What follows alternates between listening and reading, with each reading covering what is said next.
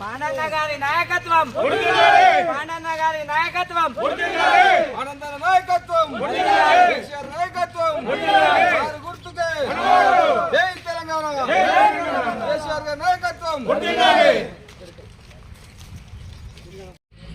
కంపల్సరీగా కార్యకర్త కొట్టేసి గెలిపించాలి. మరి ఇక్కడ చూడు ఏడున్నది కార్యకర్త ఇట్లా పంపిస్తారు. ఫస్ట్ మనది ఉంటుంది మీద ఫస్ట్ కార్యకర్త కొట్టేసి పెద్ద మెజార్టీతో గెలిపించాలి. వదిలేమ్మా ఫస్ట్ గుర్తు మనదే, సరేనా?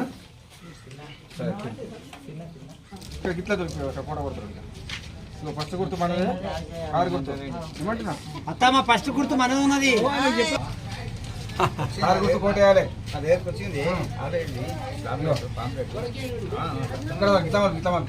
ఫోటో ఫోటో కొడుతుంది. మంచి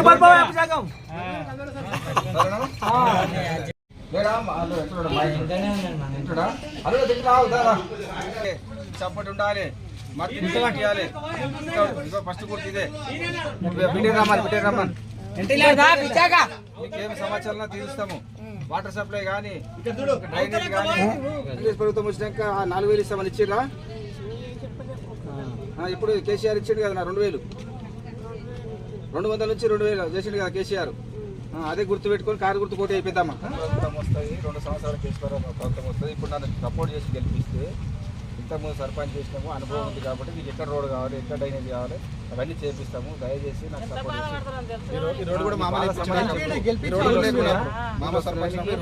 కేసీఆర్ వచ్చినాక నీళ్ళు వచ్చినాయా? కేసీఆర్ వచ్చిన కళ్యాణ లక్ష్మి వచ్చిందా? కాంగ్రెస్ కళ్యాణ లక్ష్మి ఇస్తా మంగారం ఇస్తాం ఇచ్చిర్రా? మహాలక్ష్మి పథకం, మహాలక్ష్మి వాడు 8వ వార్డు అందరికీ నమస్కారం. నా ఇంటున్న పెద్దలకు, ముందున్న మీడియా మిత్రులకు అందరికీ హృదయపూర్వక నమస్కారాలు. నాకు టీఆర్ఎస్ ప్రభుత్వం నుంచి ఆనంద్ సారు టికెట్ ఇచ్చి 8వ వార్డుకు పంపడం జరిగింది.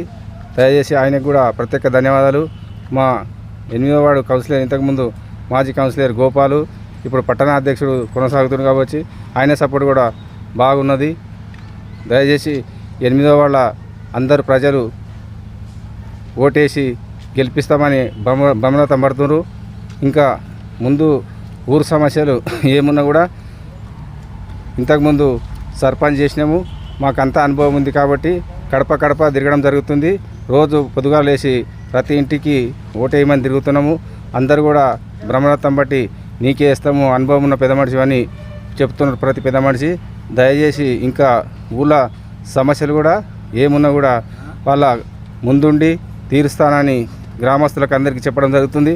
ప్రతి పెద్ద మనిషి అమ్మలు అక్కలు కూడా నీకే సపోర్ట్ చేస్తామని చెప్తుర్రు. సమస్యలు మోరీలు కానీ, స్ట్రీట్ లైట్లు కానీ, వాటర్ సప్లై కానీ, డ్రైనేజ్ కానీ ఏమున్నా కూడా గ్రామంలో నన్ను గెలిపించేటైతే అన్ని సమస్యలు తీరుస్తా.